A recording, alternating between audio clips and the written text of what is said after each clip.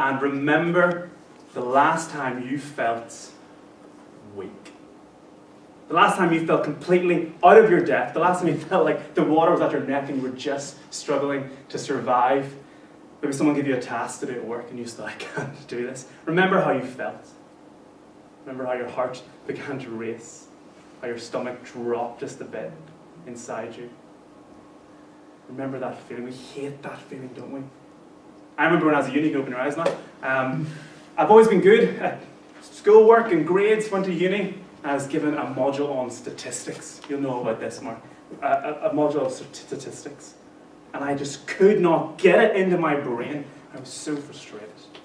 And I spent all week before the exam boning up on this, spending every second I had, trying my hardest to get this into my head, because I knew if I just give it my all, I'd be okay in the end. The morning of the exam came, I'd been up to 1 o'clock the night before.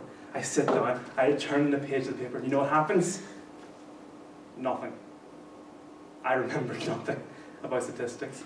And I remember just wanting to be swallowed up in a hole because I'm now exposed. Everyone will know about my weakness. We hate that feeling. Maybe for you it's in work and you feel like you're in a job, you don't know how to do it.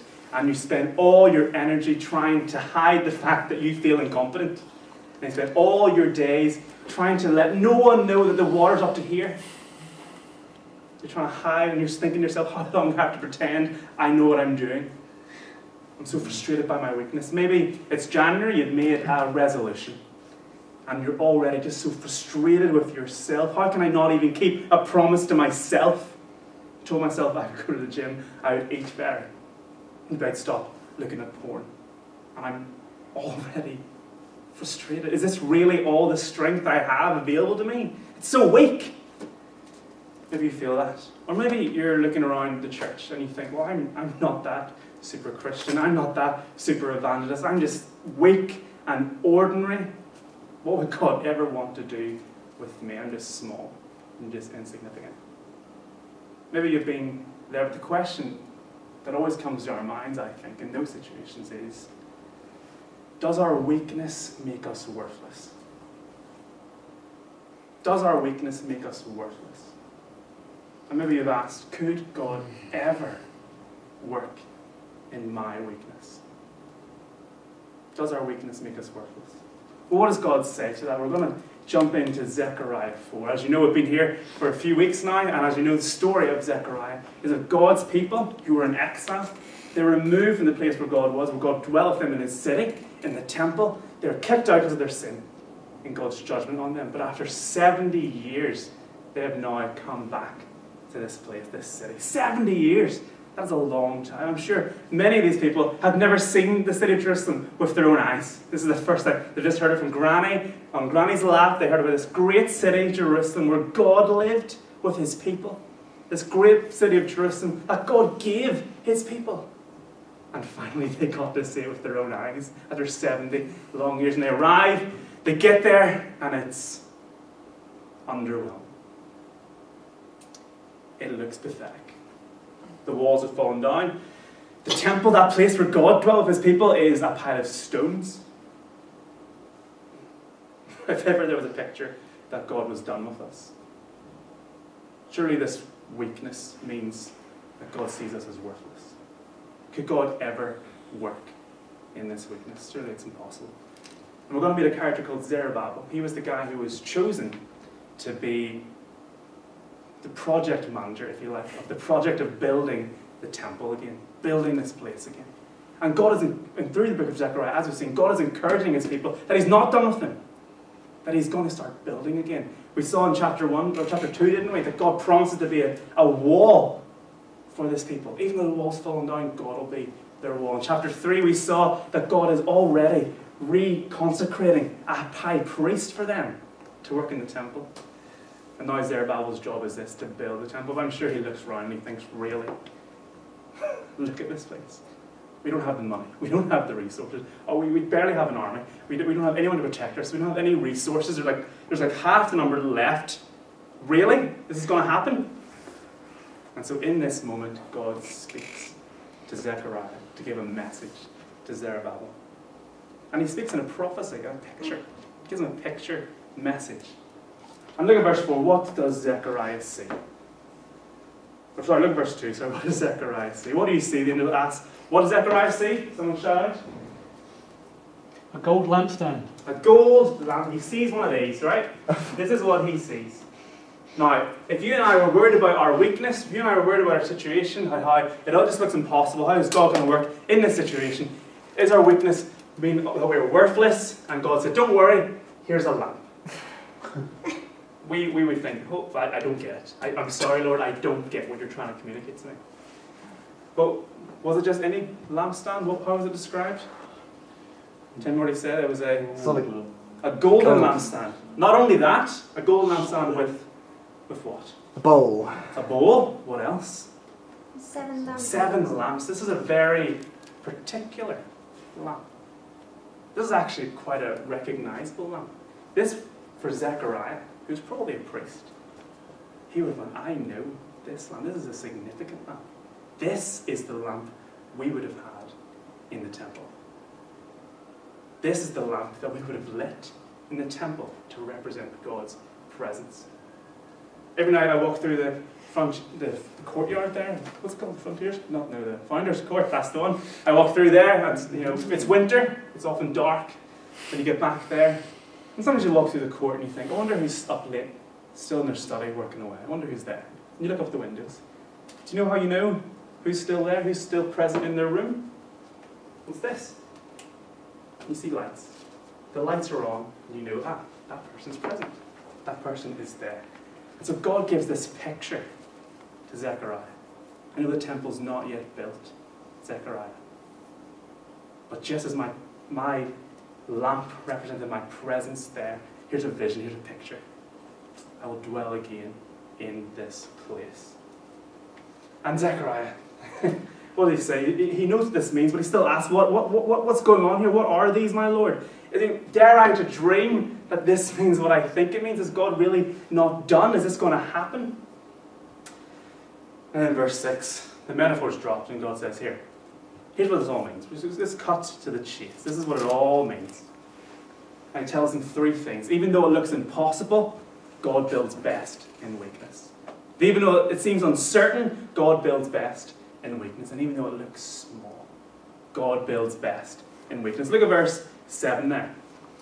Who are you, O great mountain? Before Zerubbabel, you shall become a plain. God says, Zechariah, tell Zerubbabel this, the guy who's leading this project. I know it seems insurmountable. I know humanly there's a massive mountain in the way. This looks like it can't be done. But tell him, because I'm involved, you can say that mountain. Who even are you, mountain? Because of God behind this project, you'll become a level plain. Though it seems impossible, God builds best in weakness. And though it seems uncertain, tell Zerubbabel this, read on in verse 7. Zerubbabel, he shall bring forward the top stone, this stone that will finish the project of the temple, the last stone you place in the temple. He will bring forth the top stone amid shouts of grace to it. And verse 9, the hands of Zerubbabel have laid the foundation of this house, his hands shall also complete it. Then you'll know that the Lord of hosts has sent me to you. I know you're looking around, Zerubbabel, and you just can't, you hear the promise, you hear that God's promised these things, but you just look around, you can't see it. I just can't, I'm sorry, I just don't see it. I just see stones. And God says, here's a picture. Here's a certain picture. Just as you laid the first stone, you will lay the last stone. Picture in your mind, Zerubbabel, the closing ceremony. When you lay the last stone down and the crowds are screaming, grace to it, grace to it. It's close, Zerubbabel. Your hands will do it. Press on. Though it seems uncertain, I build best in weakness. It's like telling the captain of the football team before he steps onto the pitch to play the final of the FA Cup. If you were able to stop him before he lays his foot in the ground and say, I'm going to give you utter clarity of vision, a picture of you clasping your hand around the trophy and raising it above your head to the screams of your adoring fans. It's close and it's certain. Now go play for your life. Wouldn't he go onto that pitch buzzing and ready to give the performance of his life? In the same way this picture comes to Zerubbabel, it's close. Though it looks like nothing now, it's close. You've laid the first stone, you will lay the last stone. And though it seems small, verse 10 says, do not despise the day of small things. Though it seems small, God builds best. And the smallness and the unimpressiveness is actually the point, isn't it? The smallness is actually Zerubbabel, the point. We can summarize everything we've said so far by the verse we missed in verse 6, the summary verse of everything that the Lord is saying to Zerubbabel. Let's go back to verse 6 quickly. This is the word of the Lord to Zerubbabel, not by might, nor by power, but by my Spirit, says the Lord of hosts. God builds best in weakness. Not by our strength, not by our might, not by our power, but by his Spirit. And the reason he builds best in weakness is because that is where he most clearly displays that it's his Spirit and not our power that is making things happen. I remember went home at Christmas there, obviously Christmas time last year, and it's the first time being home for a long period of time since being in London. And I realised I'd missed something when I got home. I was like, oh, I missed that. And I didn't realise I'd missed it until I got there. My fiancée lives in the country, in the sticks, in Ballygo Backward, somewhere up there. She lives there, and I was visiting her one afternoon, and I left in the evening, and I got outside to my car, and I just looked up, and I went, oh, I remember you. And I saw the stars. Yeah. It's like, I remember those. I remember how vivid they were. I remember how bright they used to be when I could see them. But having been in London, you don't get that. You get, instead, light pollution. You get a city that's trying to make a lot of noise, trying to make a lot of light, trying to make a lot of energy, because I think it's very important. And what actually happens is it dulls and diminishes and distractions what's actually impressive. And it's only when you go somewhere where there is no light and there is no busy, energetic city that the true glory is seen. The thing that's truly glorious is seen. Maybe God loves to work best in our weakness, because it's then that we strip away all our pretense of power and might that is acting as light pollution and distracting from his glory. Maybe it's in the weakness that God best displays his glory, that he best displays that it's not by our might, it's not by our power, but it's by his Spirit. The photo I found yesterday, and it shows what London would look like at night time if all the city lights were out. Look at that. If all the city lights were out, that's what you would see. London's great, but it's not better than that. You see, God works best in weakness, and if we let go of our pretense of strength, in those moments where we're forced to rely on God's strength, that's when his glory is most seen, because God builds best in weakness. And this is good. This was good news for Zerubbabel, because he knew they were weak. They didn't have the military might, they didn't have the political power, they didn't have the money, they didn't have the men. He needed this to come from God. He needed it to be by his Spirit, not by their might, because they had none. And it's also good news for us, because Jesus has promised to build his New Testament temple, hasn't he? The temple that is the church, built up of each stone that is the believer. God is building his New Testament church, and he's promised in the same way to build it not by our strength, not by our power, but by his Spirit. Not by our strength, but by his Spirit, because God builds best in weakness. We see that in the gospel, don't we see that in Jesus? Where is his strength most gloriously displayed? It's when he looks the most weak, when he's on the cross, dying, looking in abject defeat. That's when we see most clearly his victory. Because God builds best in weakness.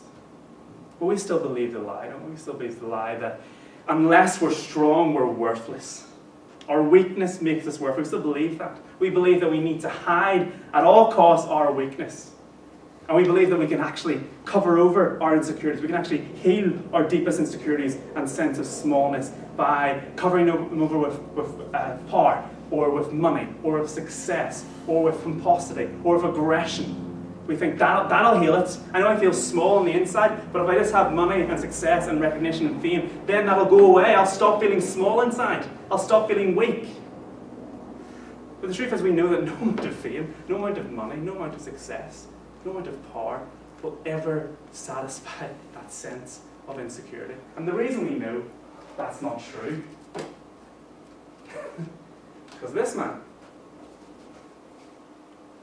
is a man who has everything. He has power. He's the most powerful man in the world. He has money. He has fame. He has a wife who is a supermodel. He has all the things we want. And yet if you insult his hands, the size of his hands, he will go on a Twitter war with you because he is so insecure. It's a man who has everything, and none of those things can heal his deep sense of smallness and insecurity. We still go through those things looking for that answer. When in fact true strength is found in the weakness of the cross. True strength is found in the weakness of the gospel. This weak message. That's where true strength is. And the truth is, our weakness does not make us worthless. Because God builds best in weakness.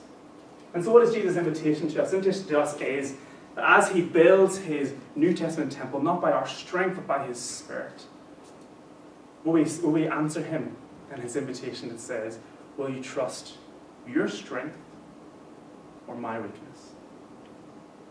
There's a verse in 1 Corinthians that says, this weakness of God is stronger than the strength of men. Will you trust your strength or his weakness? What does this look like? Well, I used to work in a church in Belfast. We had a church just behind the Queen's College and University, and we had student accommodation all around us. And every week we'd go out and we'd rap on doors, we'd try and get conversations going about surveys, try and get conversations about the gospel with the people who lived around us. And there was one guy who came every week, a guy called Stuart. And I was never paired up with him, I didn't know him terribly well, but he was always there. And the guys who typically came to this thing, wasn't many, but they're always the really keen guys, the really able guys, the guys who want to be in ministry one day. And I assumed Stuart was like that. Until one day we both arrived early, and I was chatting to him and I said, Stuart, are you excited about going out later? And he said, oh no. And I was like, oh, is everything all right, Stuart? So, oh yeah. But you're not excited to go out? I said, oh no, I hate this. I was like, you hate it? Yeah. I was like, yeah, I hate this. I also think I'm pretty bad at it. I'm actually quite awkward with people. And I said, but Stuart, you're here every week. And he responded and he said, this seems to be the way God is committed to growing his church. And I don't think my incompetence will get in the way. And I'll never forget what he said next. This is utter brilliance. He says, I don't think my incompetence will get in the way. In fact, I rather think he likes to use it. I rather think he likes to use it.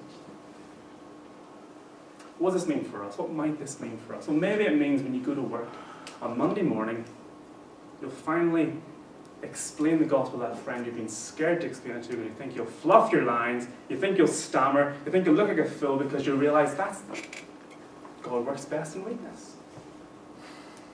The power is in the weakness of the message. It's not in my ability to come across confidently and winsomely and full of wit. It's the weakness of the cross. God builds best in weakness. Maybe he'll give us confidence. Maybe in church, when someone asks how we are, we won't pretend to be strong. We'll not just say, I'm fine. We'll actually tell them how we are because God builds people best in weakness. Maybe we'll stop looking down at those in the church we think are below us and aren't as important as us, aren't as gifted as us. We know they are vital because God builds best in weakness. And maybe we'll just show a bit more grace. When the sound guy messes up the mics, maybe we'll not all give him the death stare at once. Maybe we'll realise that God builds best in weakness. I want you to just pause for a few seconds and just think and allow the Holy Spirit to bring to your mind one way in which you could respond to this, one way that you could apply this message that God builds best in weakness, this invitation to rely not on your strength but on his weakness and the weakness of the cross and his gospel.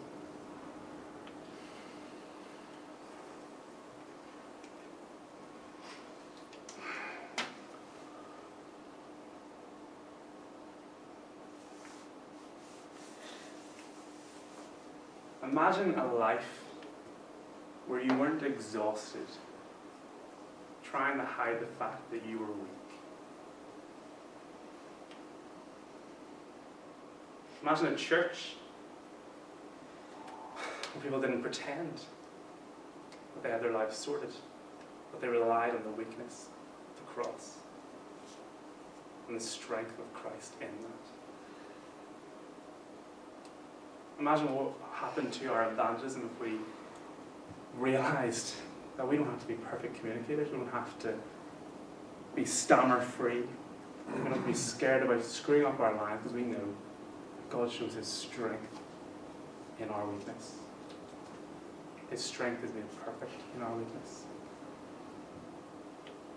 Imagine. Let's pray.